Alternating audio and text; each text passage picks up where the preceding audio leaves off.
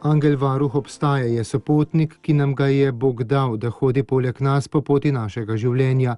Tako je papež Frančišek dejal med sveto mašo v kapeli doma svete Marte. Cerkev danes obhaja spomin svetih angelov varuhov. Dnevni svetopisemski odlomki tako predstavljajo dve podobi, angela in otroka. Bog je angela postavil ob našo stran, da bi nas varoval.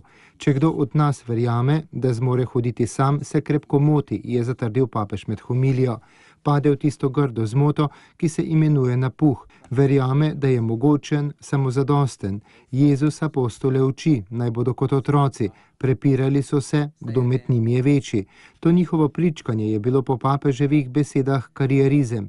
Ti, ki so bili prvi škofje, so imeli skušnjavo karierizma. Ni ravno najboljši zgled, a je resničnost. Zato jih je Jezus učil prave drže, to je drža otroka, biti krotki, prositi za nasvet, za pomoč. Ta pot je prava in ne tista, kjer se prereka, kdo je večji. Tisti, ki so bližje drži otroka, so bližje kontemplaciji očeta in z odprtim ter krotkim srcem poslušajo angela varuha. Vsi mi imamo v skladu z izročilom cerkve pri sebi angela, ki nas varuje in nam daje občutiti stvari. Kolikokrat smo že slišali, to bi moral storiti tako, to ni prav, pazi, velikokrat, to je glas tega našega sopotnika. Lahko smo prepričani, da nas bo on s svojimi nasveti pripeljal do konca življenja.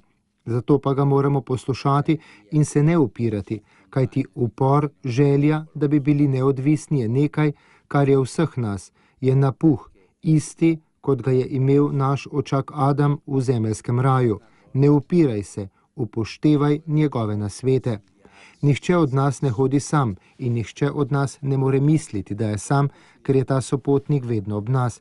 Kadar nočemo poslušati njegovega nasveta, poslušati njegovega glasu, je kot, da bi mu rekli, pojdi stran. Spoditi stran sopotnika pa je nevarno, kajti noben moški, nobena ženska ne moreta svetovati samemu sebi. Svetujem lahko drugemu, a samemu sebi ne. Papež Frančišek je še enkrat poudaril, da nam svetujeta sveti duh in angel, ter da njune nasvet potrebujemo.